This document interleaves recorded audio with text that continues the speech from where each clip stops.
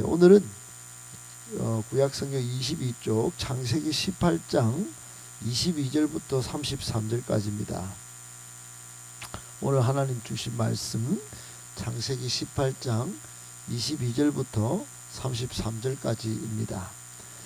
저와 여러분이 18장 22절부터 한 절씩 33절까지 교독하겠습니다. 그 사람들이 거기서 떠나 소돔으로 향하여 가고 아브라함은 여호와 앞에 그대로 섰더니, 아브라함이 가까이 나아가 이르되 주께서 의인을 악인과 함께 멸하려 하시나이까. 그 성중에 의인 50명이 있을지라도 주께서 그곳을 멸하시고 그 50의인을 위하여 용서하지 아니하시리까. 주께서 이같이 하사 의인을 악인과 함께 죽이심은 부당하오며 의인과 악인을 같이 하심도 부당하나이다. 세상을 심판하시는 이가 정의를 행하실 것이 아니니까. 여호와께서 이르시되 내가 만일 소돔 성읍 가운데에서 의인 50명을 찾으면 그들을 위하여 온 지역을 용서하리라. 아브라함이 대답하여 이르되 나는 티끌이나 재와 같사 감히 죽게 아뢰나이다. 50의인 중에 5명이 부족하다면 그 5명이 부족함으로 말미암아 온 성읍을 멸하시리까. 이르시되 내가 거기서 45명을 찾으면 멸하지 아니하리라. 아브라함이 또 아뢰어 이르되 거기서 40명을 찾으시면 어찌하려 하시나이까. 이르시되 40명으로 말미암아 멸하지 아니하리라. 아브라함이 이르되 내 주여 노하지 마시옵고 말씀하게 하옵소서. 거기서 30명을 찾으시면 어찌하려 하시나이까. 이르시되 내가 거기서 30명을 찾으면 그리하지 아니하리라. 아브라함 또 이르되 내가 감히 내 주께 아뢰나이다. 거기서 20명을 찾으시면 어찌하려 하시나이까. 이르시되 내가 20명으로 말미암아 그리하지 아니하리라. 32절 33절 같이 읽겠습니다. 아브라함이 또 이르되 주는 노하지 마옵소서. 내가 이번만 더 아뢰리이다. 거기서 10명을 찾으시면 어찌하려 하시나이까. 이르시되 내가 10명으로 말미암아 멸하지 아니하리라. 여호와께서 아브라함과 말씀을 마치시고 가시니 아브라함도 자기 곳으로 돌아갔더라. 아멘. 할렐루야. 하나님께서 여러분에게 늘 함께 하시고 어디를 가든지 동행하여 주시고 또 눈동자같이 지켜주시기를 예수님의 이름으로 축복합니다. 아멘. 오늘 말씀 가운데 우리에게 주시는 세 가지 교훈의 말씀을 받고 기도하도록 하겠습니다. 첫 번째, 아브라함의 기도는 생명 구원의 사명을 지닌 모든 성도의 기도 모범입니다. 아브라함의 기도는 생명 구원의 사명을 지닌 모든 성도의 기도 모범입니다. 여러분, 아브라함은 순간순간 예배도 잘 드렸지만 오늘 본문에 보면 하나님께 기도를 잘 올려드렸던, 특별히 이 마지막 시대에 생명을 구원해야 할 사명, 예수 증인으로 살아야 할 저희들의 중보기도의 모범적 기도를 올려드리고 있는 것을 보게 됩니다. 오늘 22절에 보면 하나님의 사자들이 소돔을 향하여 이제 떠나갑니다. 그때 아브라함은 충격을 받았는지 그대로 서 있었다고 본문에 기록되어져 있습니다.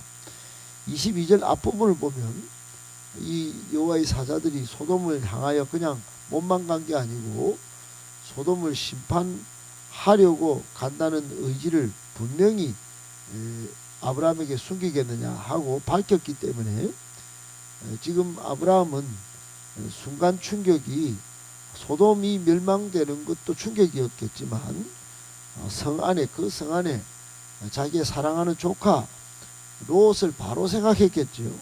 바로 생각하고 충격을 먹고 그 자리에 그냥 아마 그대로 섰던 것 같습니다. 가장 먼저 머릿속에 떠오른 한 사람, 롯. 그 롯 때문에 충격을 먹은 거죠. 사실 갈대아 우르를 떠날 때부터 이 롯은, 조카 롯은 아버지를 일찍 여겼기 때문에 이 아브라함을 아버지로 생각하고 함께 동행했습니다. 혈육이죠, 혈육. 그러니까 얼마나 소중한 존재였는지 모릅니다. 목자들 때문에 비록 이에타산으로 조금 헤어져서 이 롯이 소돔으로 갔지만은 그래도 혈육 아닙니까? 그런데 여러분 가만히 오늘 쭉 기도 내용을 보면 아브라함이 롯만 생각하고 기도를 했을까? 전혀 그렇지 않은 걸 보게 됩니다. 우선에 23절부터 25절에 보니까 의인을 구원하는 그런 기도가 있죠. 의인 구원, 즉 롯만 생각한 게 아니라는 겁니다. 그러니까 소돔 성 안의 의인들을 생각하고 기도를 했던 것이죠. 모든 실은 이 기도가 모든 생명을 구원하려는 목적이 있었다는 것을 보여주는 겁니다. 아브라함이 지금 의인을 위해서 기도하고 있지만 그 안에 있는 많은 사람들을 생각하고 기도하고 있다는 것을 우리에게 보여주는 겁니다. 이 아브라함은 죄인이라도 참 이 영혼을 사랑하는 마음으로 참 진실한 사랑의 발로로 지금 생명을 구원하고자 했던 그런 모습을 보여주고 있습니다. 이것은 마치 예수님께서 생명구원 사역을 하실 때 시간마다 기도하셨던 그런 모습을 떠올리게 합니다. 어떻든 여러분 오늘 이 아브라함이 충격을 먹고 소돔성으로 향하는 여호와의 사자의 모습 그 뒤로 순간 충격을 먹고 그 자리에 선 후 간절히 기도하는 이 기도, 우리에게 교훈이 뭘까요? 성도의 기도는 자기만의 유익을 위해서 개인의 이기적 목적만을 위해서 기도하는 것은 좀 미성숙하다 하는 겁니다. 우리 주변에 혈육, 형제, 또 여러 친구, 또 우리 교회와 또 도시와 나라를 위해서 중보할 수 있어야 한다는 겁니다. 여러분 기도의 사람들이 성숙과 미성숙의 차이를 보입니다. 자기만의 유익을 위해서 계속 기도하는 사람이 많습니다. 제법 많아요. 그러나 이웃과 형제와 또 가족과 교회와 도시와 민족을 위해서 기도는 그냥 쉽게 패스해버립니다. 사랑하는 여러분, 이것은 우리 기도 모범을 보인 아브라함이나 예수님의 생명구원 사역의 그 순간순간의 기도를 별로 중요하게 생각하지 않는 거예요. 기도의 모범을 보이셔서 생명구원을 위해서 아낌없이 기도하셨던 예수님을 따르는 모습이 아니란 말입니다. 우리 예수님을 따라서 생명구원의 사명을 가지고 끊임없이 이 많은 우리 주변의 사람들을 위하여 중보하며 기도하는 그래야 하나님의 기쁨이 되는 저와 여러분들 다 되시기를 예수님의 이름으로 축복합니다. 아멘. 두 번째, 하나님은 의인의 간구를 결코 외면하지 않으십니다. 하나님은 의인의 간구를 결코 외면하지 않으십니다.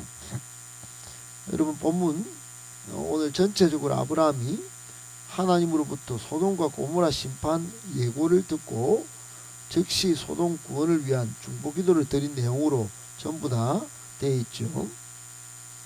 보니까 이 중보기도의 색깔이 어떠냐, 아주 집요하고 꾸준한 기도였다 하는 것을 볼 수 있습니다. 집요하고 꾸준한 총 6번의 의인과 생명 구원을 위한 아브라함의 기도가 아주 집요하게 한 번만으로 그치지 않고 꾸준히 6번이나 하나님께 간구하는 것을 보게 됩니다.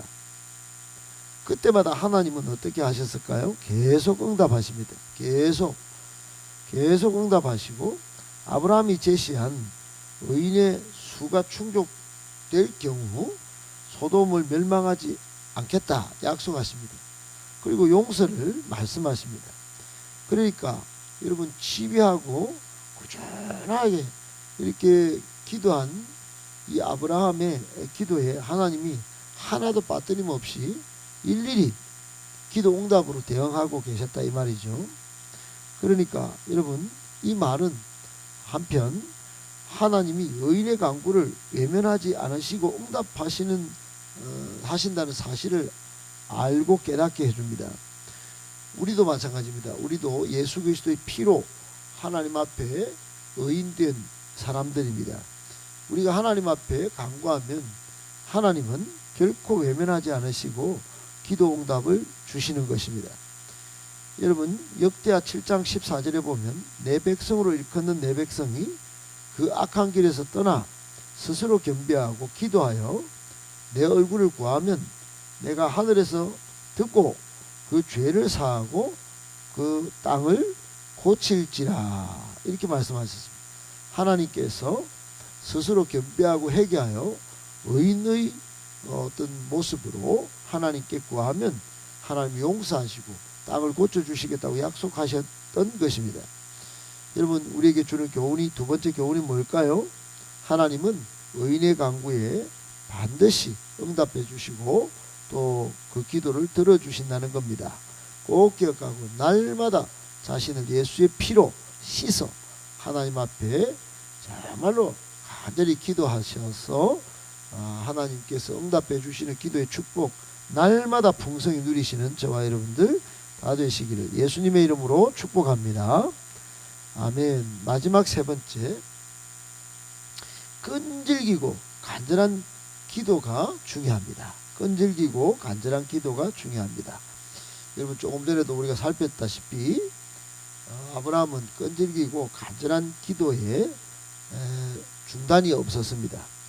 6번까지 계속 끈질기게 매달렸고 또 그때마다 간절함이 묻어납니다. 여러분 잘 읽어보시면 그 간절함이 묻어나요.